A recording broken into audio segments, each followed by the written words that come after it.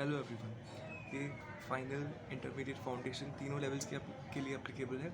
आपको क्या करना है, आपके जो सब्जेक्ट्स हैं उनकी आरटीपीज़, एमटीपीज़, पास पेपर्स और जहाँ जहाँ एप्लीकेबल है प्रैक्टिस मैनुअल, आपको ये अच्छे से फोल्डर बना के आपको इन्हें सेव करके रखना है, अच्छे से मेंटेन करना है।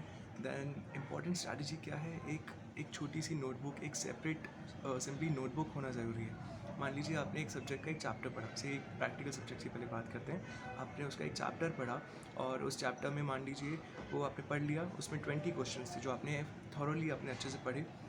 एंड आपको क्या करना है, उन 20 चैप्टर्स में से मान लीजिए ऐसे 3 क्वेश्चंस हैं जो कि कॉमन हैं, जो कि एक जैसे हैं, जिनमें उनको सॉल्व करने का एक ही तरीका है, सिंपली फिगर्स, डेटा अलग अलग दिया हुआ है। तो अगर आपने वो एक तीनों क्वेश्चंस आपने किए, आपने देखा कि आपने पाया कि ये तीनों क्वेश्चन सेम है। मान लीजिए क्वेश्चन नंबर 1, 2 एंड 7, ये तीनों क्वेश्चन सेम है।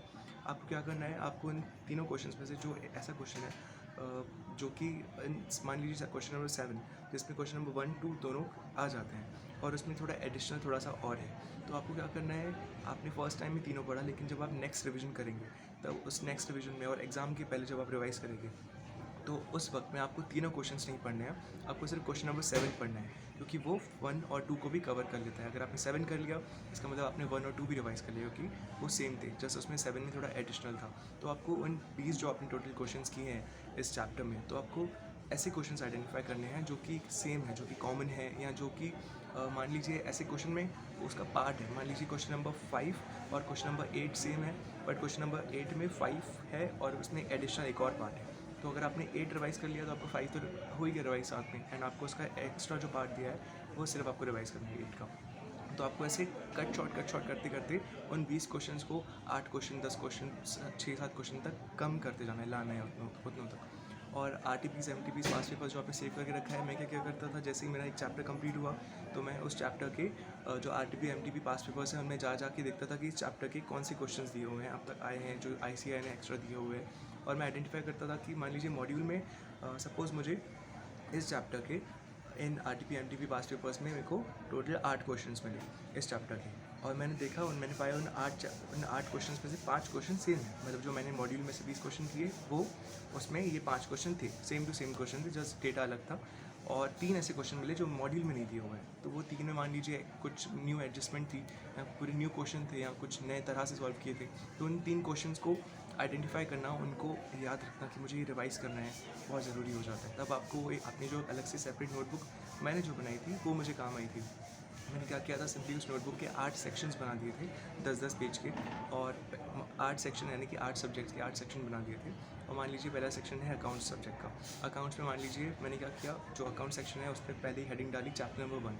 चैप्टर नंबर 1 में 20 क्वेश्चन थे, तो मैंने क्या किया, मैंने आइडेंटिफाई किया क्वेश्चन नंबर 1, 2 और 8 सेम है, तो जब मैं नेक्स्ट रिविजन करूँगा तब मैं सिर्फ क्वेश्चन नंबर 8 रिवाइज करूँगा। तो मैंने वहाँ लिख दिया चैप्टर नंबर 1, ऐसे मैंने सीरियल वाइज, बुलेट वाइज, कि पहले मुझे क्वेश्चन नंबर 8 रिवाइज करना है। फिर उसके बाद मान लीजिए क्वेश्चन नंबर 11, 12, 13, 14, तीन चारों सेम थे, उसमें से मुझे 11, 12, 13, 14 में से मुझे सिर्फ 13 एंड 14 को रिवाइज करना है, क्योंकि 11, 12 उनमें कवर हो जाता है। तो अगर मैं 13, 14 रिवाइज कर लेता हूँ तो 11, 12 के रिवाइज करने के दोबारा, तो मैंने लिख दिया नेक्स्ट क्वेश्चन, मुझे 13, 14 रिवाइज करना है। तो मैंने क्या किया, अपने लिए बहुत ईजी बना लिया, क्योंकि मैंने आज एक चैप्टर पढ़ा और मैं 1 महीने बाद जब रिवाइज करने बैठूंगा तब मुझे याद नहीं होगा कि मैंने कौन सी क्वेश्चन किए थे, कौन सी क्वेश्चन सेम है, कौन सी एडजस्टमेंट्स में मुझे ध्यान देना है क्वेश्चंस की, कहाँ पे फोकस करना है, कहाँ पे मैं अटक सकता हूँ, कहाँ पे खतरा है, कहाँ पे मैं गलती कर सकता हूँ, कौन सा पार्ट ईजी है। तो ये सब मुझे याद नहीं रहने वाला है जब मैं नेक्स्ट रिवीजन करूँगा, या मैं जब एक दिन एग्ज़ाम के पहले जब मैं रिवाइज़ करने बैठूँगा, तो वो नोटबुक तब मेरी सीवियर रहेगी, मुझे बचाएगी, वो मुझे गाइड करेगी। मुझे जैसे ही मैंने उसे खोला,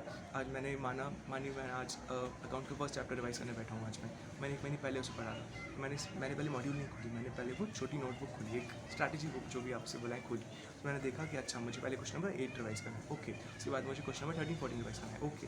देन इस तरह से आपको जाना है। मान लीजिए ऐसे आपके वो जो 20 क्वेश्चन थे मॉड्यूल के, वो हो जाते हैं, आपने जो उस हिसाब से मैं रिवाइज़ किया। और उसी कॉपी में आपको क्या लिखना है, नीचे जो आपने आरटीपी, एमटीपी, पास्ट पेपर में वो जो 3 क्वेश्चन आइडेंटिफाई किए थे, जो कि आपके मॉड्यूल में नहीं है लेकिन इस चैप्टर के हैं और इंपॉर्टेंट है, उसमें कुछ डिफरेंट दिया था, तो आपको उन क्वेश्चंस को भी यहाँ लिख देना है कॉपी में, कि याद से नेक्स्ट टाइम जब रिवाइज़ करेगा ना सागरी, तो उन्हें भी रिवाइज़ करना, उन क्वेश्चंस को रिवाइज़ करना, ताकि आप उन्हें मिस न कर जाएँ। इस तरह से वो स्ट्रैटेजी बुक जो छोटी आप नोटबुक बनाएंगे, जिसमें आप बुलेट वाइज लिखेंगे, सेक्शंस वाइज आपने लिखा हुआ होगा कि जब मैं रिवाइज़ करूँ तो पहले मैं देखूँगा कि मुझे क्या पढ़ना है, कौन से क्वेश्चन करने हैं, कौन से स्किप करने हैं क्योंकि सेम है, कौन सी एडजस्टमेंट पे ध्यान देना है। ये प्रैक्टिकल सब्जेक्ट के लिए मान लीजिए कोई थियरी सब्जेक्ट है, तो मान लीजिए आपने मॉड्यूल से कुछ मैंने क्या किया था, मैं मॉड्यूल को भी रेफ़र करता था कुछ चीज़ों के लिए, और मैं अपने सेपरेट नोट्स भी बनाए हुए थे। तो मैंने उस जो छोटी बुक थी उसमें मैंने लिख के रखा था कि ऑडिट के सब्जेक्ट के लिए मुझे ये 6 क्वेश्चंस मॉड्यूल से करने हैं और ये 4 क्वेश्चंस मुझे मेरे नोट से करने हैं। तो जब मैं रिवाइज़ करने बैठता था तो मेरे को ढूंढना नहीं पड़ता था कि मुझे क्या करना है, कहाँ जाना है, कौन से क्वेश्चन पढ़ने हैं। वो मुझे कॉपी बता देती थी कि सागरी पहले इन क्वेश्चंस को मॉड्यूल से रिवाइज़ करो, फिर इन क्वेश्चंस को आपके नोट्स से रिवाइज़ करो, और ये 2 क्वेश्चन याद रखना, एक आरटीपी में आया था, एक एमटीपी में लेटेस्ट आया था, ये नहीं दिया हुआ है एसईआई ने, ये अलग से इनमें पाए गए हैं, तो इन्हें वहाँ से जाके पढ़ना है। तो ये मुझे छोटी सी वो मेरी नोटबुक बता रही थी, उससे बहुत ज़्यादा हेल्प होती है। आप जब पहली बार पढ़ते हैं, शायद आपको जब आप पहली बार आपने एक चैप्टर पढ़ा तब आपको इसकी अहमियत नहीं महसूस होगी कि जब मैं नेक्स्ट टाइम रिवाइज़ करने बैठूँगा, जब मैं एग्ज़ाम के एक दिन पहले रिवाइज़ करने बैठूँगा, तब मुझे कितनी तकलीफ़ होने वाली है। तो वो तकलीफ़ आपके लिए बहुत ज़्यादा स्मूथ वो कॉपी कर देगी, जिसमें आपने सब लिख के रखा है कि जब मैं रिवाइज़ करने बैठूँगा तो मुझे किस सीक्वेंस में जाना है। वो आपको बहुत ज़्यादा हेल्प करेगी। ऐसे आपको सभी सब्जेक्ट में फॉलो करना है, अपने लिए जितना ईज़ी बना सकें उतना बनाइएगा।